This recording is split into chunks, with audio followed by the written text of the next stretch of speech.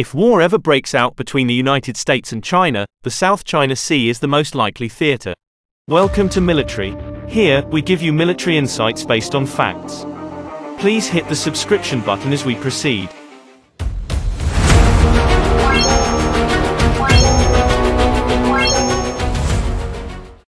China's disputes with its neighbors over competing territorial claims in the sea, its threats to take back Taiwan by force, and the overall tension in the region after more than a decade of threats, harassment, and military buildups have set the stage for a conflagration in the South China Sea, whether anyone wants it or not.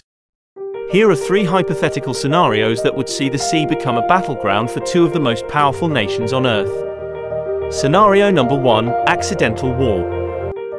China pushes to expand its territorial claims to include Second Thomas Shoal, part of the Spratly Islands and only 195 miles from the Philippines. Chinese Marines attempt to intimidate Philippine Marine Corps troops stationed on the beached landing ship BRP Sierra Madre by staging a live fire exercise nearby, but the exercise is mistaken for an assault. Philippine Marines return fire, causing casualties, and Philippine warplanes damage a Chinese Type 071 amphibious landing dock. Poor damage control results in the loss of the large warship and heavy loss of life, an embarrassing incident that enrages the Chinese Communist Party. As both sides trade blows, the conflict expands to the Chinese aircraft carrier Shandong conducting airstrikes on Philippine airfields and Chinese cruise missiles striking military bases across the archipelago. The United States, invoking its mutual defense treaty with the Philippines, sends a Marine Littoral Regiment and Marine Expeditionary Unit, backed up by 2 carrier strike groups and B-1 bombers based on Guam, to seize Chinese-held Subi Reef. US and Chinese air and naval forces become directly engaged. The 2 powers are embroiled in an open-ended conflict that no one wanted and no one knows how to stop. If war breaks out in the South China Sea, Mark Kansian, senior advisor at the Center for Strategic and International Studies, tells Popular Mechanics, the United States would be fighting at the very edge of its capabilities. The US problem is that it doesn't have bases nearby. It would have to project power from Japan, Okinawa, Guam, or Australia, he says. However, Kansian explains, the recent signing of agreements with the Philippines gives the United States access to 9 bases. That could help a lot. If the Philippine government agreed, the United States could use the airfields and ports to exert control over the region. It would still be a difficult fight since China is much closer to the area than the United States. Scenario number 2, Taiwan invasion. China believes Taiwan, a self-governing island nation located 100 miles off its coastline, is a renegade part of China that needs to be brought back under Beijing's control.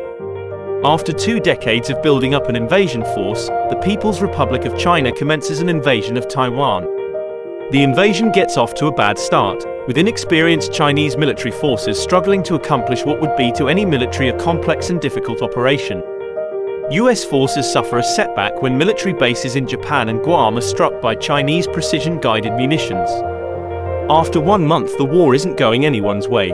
Chinese forces have established a foothold on the island but are unable to bring in reinforcements, due to American submarines sinking transport ships in the Taiwan Strait. Taiwanese forces are under constant bombardment and unable to drive the Chinese into the sea, and the US cannot bring its heavy firepower, in the form of carrier strike groups and heavy bombers, to bear against Chinese targets. As a means of pressuring China to stop the war, the US Marine Corps, with support from the US Army, embarks on an island-hopping campaign in the South China Sea. One by one, China's islands, stripped of air and naval support by the all-consuming fight over Taiwan, fall under Marine Corps control. As the situation becomes more serious, Beijing is forced to siphon off forces from the Taiwan theater to deal with the advancing Marines. The ultimate goal is to force China to break off its invasion to save its holdings in the South China Sea, though privately US commanders press to win in both theaters. Is expanding the war to the South China Sea a viable strategy?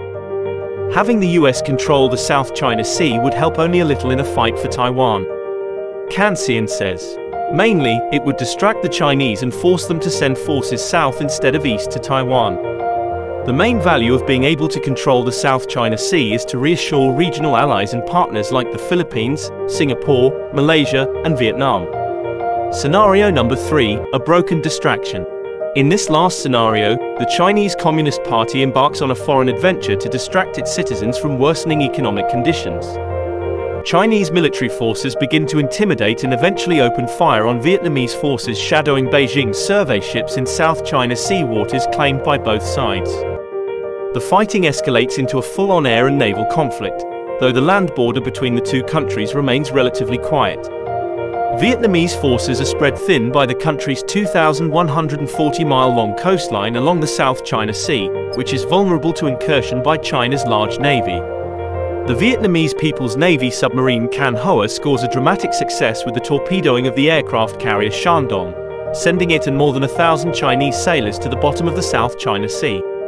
What originally started as a limited military operation meant to rally the Chinese people around the country, and party has now spiraled out of control. The sinking of the carrier results in the mobilization of the Chinese army and the possibility that it could cross the border into Vietnam. In order to forestall the invasion, the United States warns it could enter the conflict on the side of Vietnam, using the Japan-based 7th Fleet to secure Vietnam's sea flank. The Navy and Marine Corps prepare for a campaign to roll up China's islands in the South China Sea, but there is disagreement about what would happen next and how to terminate the war.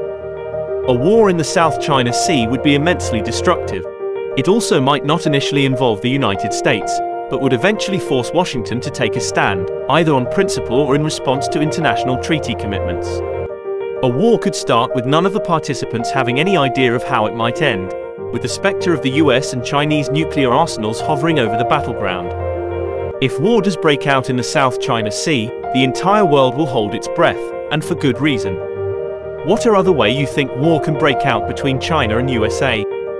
Leave your comment on the comment section below. Please hit the subscription button to support our channel. Thank you.